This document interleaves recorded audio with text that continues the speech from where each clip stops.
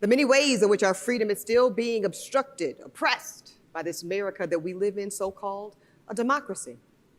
Because what I'm referring to is our freedom at the ballot box. Yes, I want to start things off with a discussion about voter suppression.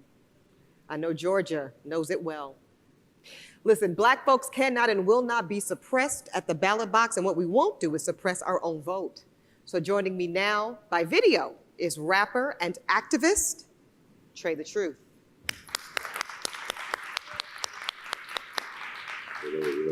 Brother Trae, we're gonna get to voting in a minute. I wanna thank you for joining me, and I wanna thank you the recent hurricane and devastation of natural disaster that Houston and the Texas area lived through. You were vital in coming through for the culture around that.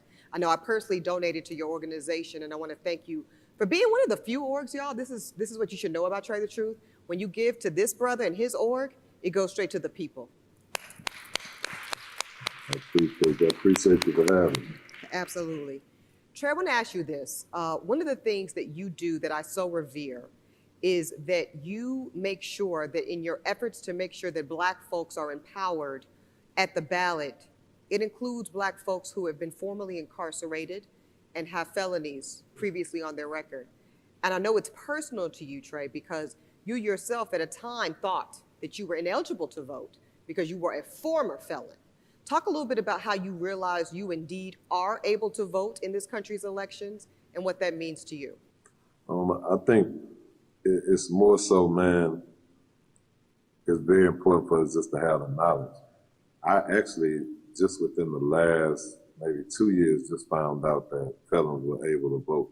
And I'm not sure if you know, I'm probably the only artist out of Texas that they allow to tour through the prisons and do different things, man. And I'm one of the ones that I feel like if it's something that I find out and I can speak up, I'm gonna stand on the front line for it. And a lot of felons didn't know that they can vote. And without them knowing that, it's strength in numbers, so people feel like, hey, if we disable the people or if we get them the lack of that knowledge, then we can dictate which way this may go or which way the situations may end up. So after finding that out, and actually it's not just felons it's just felons who's not actually even on cases. It's even ways that the people who still dealing with cases can also vote too. And I think it showed this last go round because the numbers, when it came to voting with Biden and everything else, the numbers were probably at an all-time high, man. And it's important for us to be able to be in position because they try and strip us of that, whether it's just through the knowledge or anything thereof. And it just put us in a situation where we kind of get frustrated and tap out and say, F it. Because, that's the majority of what we really go through, man. Our vote don't count when people don't really understand the reason our vote don't count because it's not necessarily enough of us and we have to vote for things that count. It's people in position that's more vital than us voting for a president that people don't even know that. So we got to spread that knowledge. That part right there, Trae, the presidential election's important. You know what else is? District attorney. You know what else is? Mayor, school board. We could be here all day. I think that's so important too that you speak, Trae, about how so many folks don't know their eligibility. There are people that are currently still on probation, but depending on what your underlying conviction is, and I speak as a former public defender and a former criminal defense attorney, there are a lot of us that are eligible to have our voices heard, have our American citizenship honored at the ballot, and we don't know it. And Trae, what you're doing to make sure that other folks know, like you now know, is very important. Now, as you registered other felons, ex-felons, I'll say, to vote, walk us through what your messaging is like, Trae. What do you say to these individuals to get them, as you say, motivated to think about the collective power of the vote? Because here's what we know, and this is true because I say this in the state of Georgia. Many folks felt their vote didn't count, but what I know for sure is Senator Warnock, Senator Ossoff, is possible because we voted. We voted. So Trae, talk a little bit about the importance of getting formerly convicted felons out to the polls and what you tell them to be motivated, that their vote does count.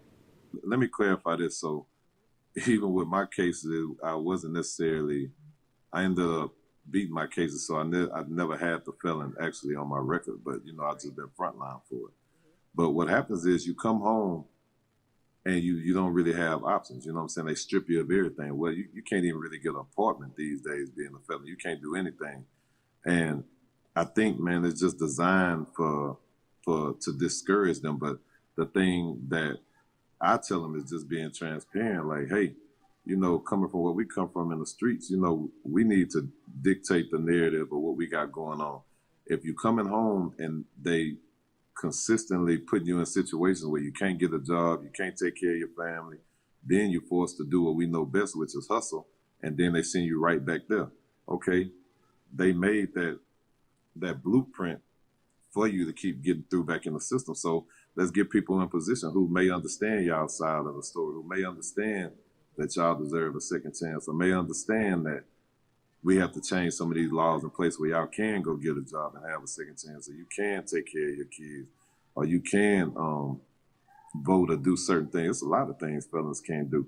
And it's only because people in position just feel like they ain't worthy or feel like what they got going on don't matter because they may have made a mistake in the past. Indeed.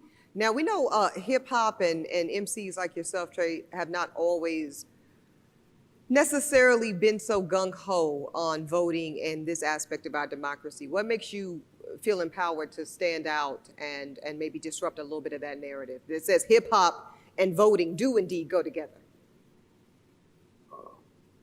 I just feel like we've been getting the bad end of the stick. And I was a part of that situation where I was getting the bad end of the stick. And, I got to a point where as years went by, I was like, man, oh, well, we just used to it. We settled for it.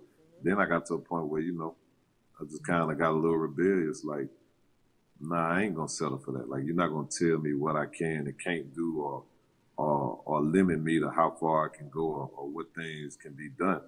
And I decided to just change it around, man. And for me, it's fun when you disrupt stuff. Like for instance, fighting for Breonna Taylor. I had moved to Kentucky with Until Freedom, fighting for her. And I was a real pain for Daniel Cameron. We was at, you look like man you had me enjoyed sent to that, jail Trae. multiple times. I said, you look like you enjoyed being a pain in Daniel Cameron's ass. Yeah, that's good. Yeah, it's like sometimes you have to do that, man, because it goes to show, okay, y'all was comfortable, you know what I'm saying? And the people in position are real comfortable. The worst thing you can do is make them uncomfortable. Yep. So now it's time, as uncomfortable we as the people been for a long time, and just those in the community, we've been uncomfortable our whole lives. So now it's time to make them uncomfortable. So now they gonna have to get their stuff together. Like, I ain't gonna make it easy for them. I'm not one you're gonna be able to push or roll away. Like, I'm gonna fight full-fledged. I'm against going against the things that they say we can't do. Right. And stepping up to the ones that people fear. Trae, I totally agree with you. I don't got no fear. Yeah, listen, we're not here to make the oppressor comfortable. We're here to do what we need to do to liberate our people. Trae, I want to look at some recent legislation in your home state of Texas, where a recent bill includes provisions that literally limit the hours of early voting. And we know Black folks, us, we disproportionately vote early. It also curtails other voting rights options, like voting for mail, which we also disproportionately do. And then there's right here in Georgia, and y'all already know what they did here in Georgia. They made it almost illegal to prevent, not almost, it is prevented for voters to get food and water while they wait in line to cast their noble ballot. We know this is voter suppression, but we also know this is outright, look at that Freudian slip, outright white supremacy. Trae, what do you think about these new, I know, right? You got to laugh at that. What do you think about these new very overt efforts to silence the Black vote? And how important does that tell you our Black vote is? So what happens is they do these type of things because, again, we make them uncomfortable. And it's like, okay, well, since you're doing this to us, we're going to strip you of this. And if you move to do this to us, then we're going to strip you of this. So what we did, me and Until Freedom, we got Revolt Vote. When it was time for the campaign, we jumped on a tour bus and we went to almost every city you could think of. And as they had these people in lines with no food, no water, we went and took them everything. We went and had music out there and did everything to make people feel comfortable. Right. Because one thing they fear is us uniting and us standing for something. Because again, it strengthens our numbers. We show up and show out when it's time. And as you can see, not only does the black vote, not only does the youth vote, all that stuff showed them what we capable of this last go round. So now they know the power that we uphold. But they forever try and strip us of things like that, and that's why we find ways to go around it. Like right now, I'm not sure if you're familiar, I really don't, I can give two you-know-whats about the governor we got. Like he just passed a law where he's trying to pass a law where kids are not allowed to learn about critical race theory. Yeah, racism and stuff in the past. And it's like, why would you strip people of that? Like it's like you're trying to sweep that under the rug. And I feel they're doing it because they ain't affected. It's not affecting them directly. The only time it really affected people like that was when it happened at the Capitol. That's the only thing that made them understand, okay, this could be us too. But it's like they just constantly trying to strip us of everything. So I'm doing everything in my power to let them know we ain't gonna give them that. It's just not gonna be an easy go. Like I'm not, as far as even with the protesters, you got peaceful protesters, like they taking their rights from them too. Yep. Here's the thing, Trae, you said it best. We're not going back. Y'all, we're not going back. So Trae, from some final words from you, are there organizations, are there agents of change, activists out there that you want our audience to be aware of so they can follow their lead and get more information about how to make sure that we continue to fight for our collective liberation as a people? And you know, it's so crazy, and I had a conversation the other day. Some people think it's just organizations, which it is some. You have Woke Vote, which works hard daily to do their thing. Until Freedom, which is, me, Tamika Mallory, my son, Angelo Pinto, Linda. But then you have a lot of the youngsters and youth that's just in these different cities and neighborhoods that don't get the recognition, that don't have organizations that do just much fighting for us and just as much putting things in the aspect to get the people together to just do the things that need to be done as a whole. So I don't think it's necessarily one organization. I think just people that if you come across their page or somebody shoot somebody your direction, just take a chance to pay attention to them, because it's like, even me, I learned. When I put that march together in Houston with Budden, that was over 80,000 people. I ain't never did that before. I ain't have no idea. But you had by the way, that's how I came across you, Trae. Making sure I was getting it done. Trae, that's how I came across you, Bun B. Conversation I was having with Bun B is how I recognize the work that you and your organization do. Yeah, shout out to Bun. So I think, man, just recognizing everybody. You got my little brother Herb on here. Everybody, doing their part. Like I salute him. Even how in the past, people didn't need to take mental illness serious. You know what I'm saying? Like, I got a son who's disabled. People don't, you have a lot of different situations, a lot of people that step up and show different things and shed light. And all that stuff had to be commended. And, you have to salute them, because it was a point in time, man, in all these aspects, people were quiet and silent and scared. But you got people like myself and others that's doing the work that needs to be done. We love and appreciate everything you've been doing, particularly to keep the voters in Texas engaged and activated. So Trae Tha Truth, brother, we thank you so much. Now listen, when we talk about people being engaged, absolutely, thank you. All right, y'all. Peace, Trae.